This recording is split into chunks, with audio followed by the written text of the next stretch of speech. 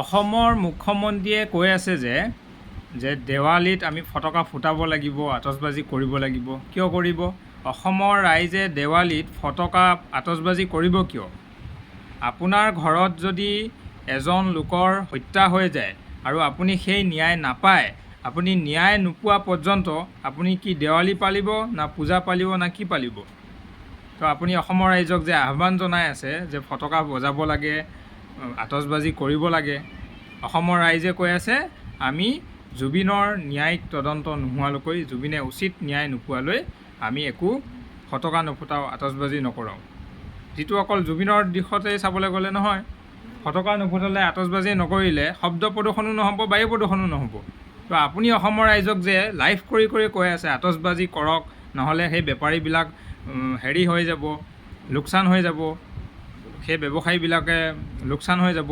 যেতিয়া বানপানী আহে অসমৰ যে খেতিপথাৰবিলাক নষ্ট কৰে, তেতিয়া আপুনি লাইভ কৰি কয় নেকি যে আমি খেতিয়কবিলাকক আমি সেই লোকচান হোৱা ফচলসমূহ চৰকাৰৰ ফালৰ পৰা দি দিম? আপুনি কয়নে?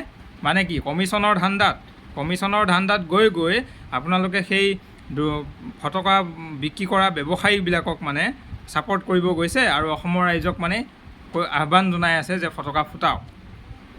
যেতিয়া ফচল হয়, যেতিয়া বানপানী আহি ফচলবিলাক মাৰি যায়, খেতিয়ককতো আপোনালোকে এনেকৈ লাইভ কৰি ছাপৰ্ট নেদেখায়। তেনেকুৱাটো আজিলৈকে কোনোদিন দেখা নাই।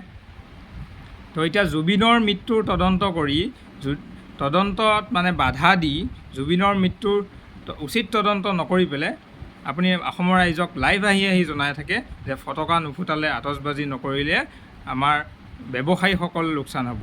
এবছৰ লোকচান হ'লে হ'বলৈ দিয়ক। কোনোবাই যদি এসাঁজ খাবলৈ নাপায়, একো কথা নাই, আমিও নোখোৱাকৈ আছোঁ, অসমৰ ৰাইজেও নোখোৱাকৈ থাকিব।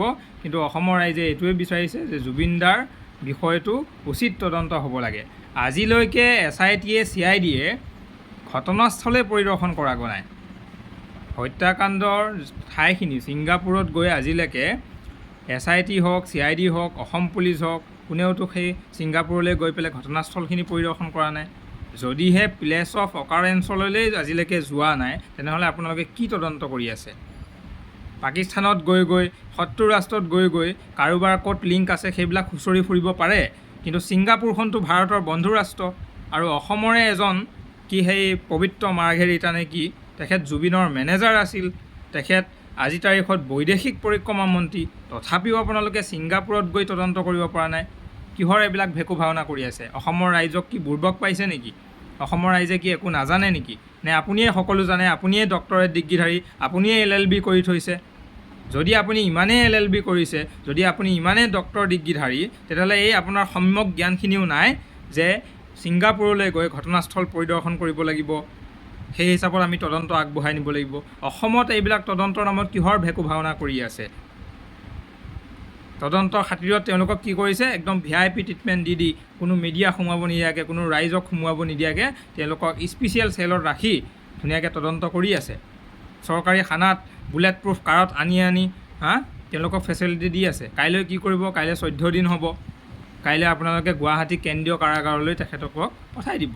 জুবিনৰ হত্যাকাণ্ডৰ লগত জড়িত সেই পাখণ্ডকেইটাক আপোনালোকে গুৱাহাটী কেন্দ্ৰীয় কাৰাগাৰলৈ পঠাব। আৰু তাত কি হ'ব? অসমৰ ৰাইজে কি বুজি নাপায় নেকি? তাত ইতিমধ্যে VIP ট্ৰিটমেণ্ট আৰম্ভ হৈ গ'লেই। তেওঁলোকৰ কাৰণে এক্সট্ৰা কোঠালি, তেওঁলোকৰ কাৰণে কোঠাৰ ভিতৰত লেট্ৰিন বাথৰুমৰ ব্যৱস্থা ইতিমধ্যে হ'ল। তেওঁলোকক এক্সট্ৰা খানা যোগান ধৰিব, তেওঁলোকৰ ছিকিউৰিটি টাইট হ'ব তাত। এইবিলাক কি মানে কি VIP গিৰি তাতো দেখাই আছে? যদিহে মুখ্যমন্ত্ৰীৰ সেই শ্যামকানু মহন্ত এইবিলাকৰ লগত কোনো সম্পৰ্ক নাই, তেনেহ'লে ইমান VIP ট্ৰিটমেণ্ট কিয় দি আছে?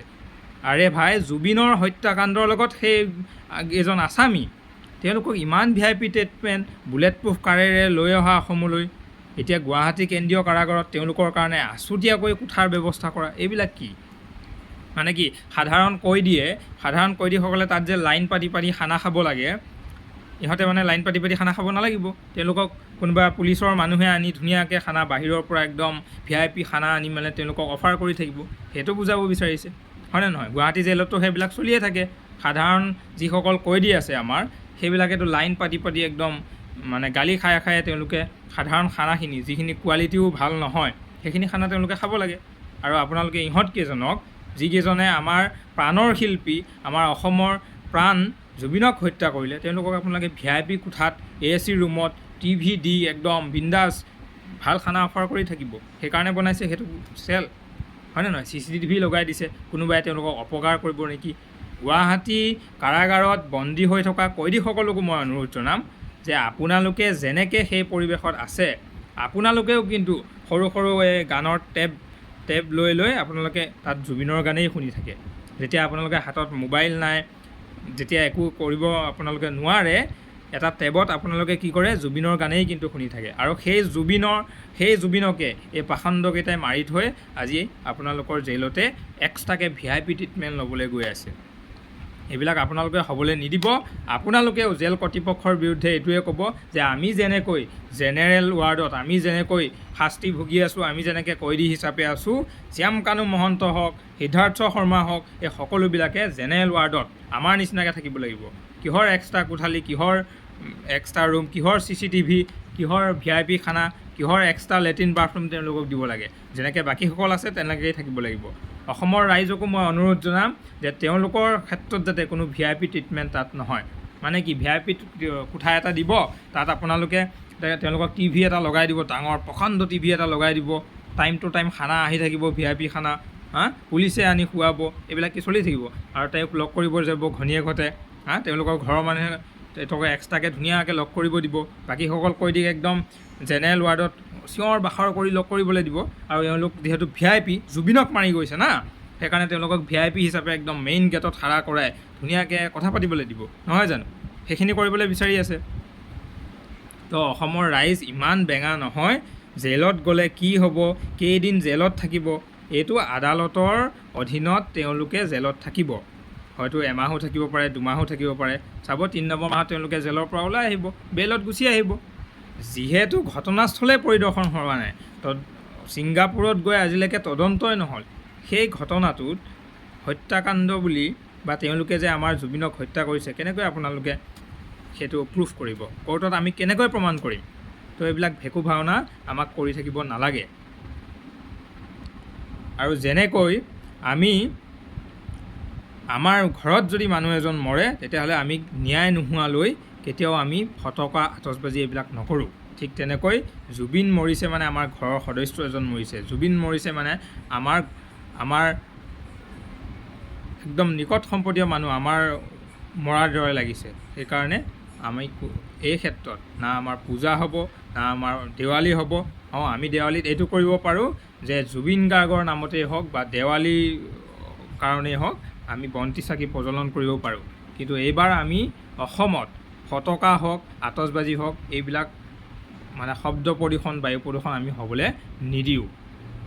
1 নম্বৰ কাৰণ আমাৰ জুবিন গাৰ্গ, 2 নম্বৰ কাৰণ ইয়াৰ বাবে আমাৰ বিশ্বত এটা মেছেজো যাব যে জুবিন মৰি যোৱাৰ কাৰণে গোটেই অসমে কোনো উৎসৱ পালন কৰা নাই।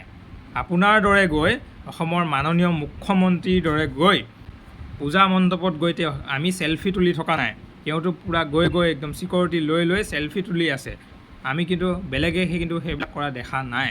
সেইকাৰণে আপোনাকো কৈছোঁ যে যা তা কথা কৈ আপোনালোকে ৰাইজৰ পৰা মানে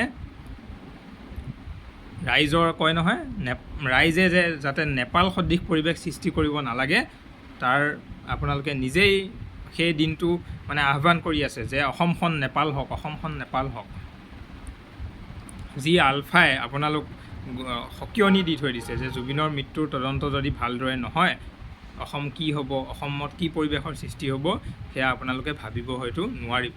সেইকাৰণে আপোনালোকক কৈছোঁ যে জুবিনৰ তদন্ত যেনেকৈ হ'ব লাগে তেনেকৈ কৰক। দোষীসকলক অসমত আনি CID অফিচৰ ভিতৰত তদন্তৰ নামত ভেকু ভাওনা, এইবিলাক আমি সহ্য কৰিব নোৱাৰোঁ।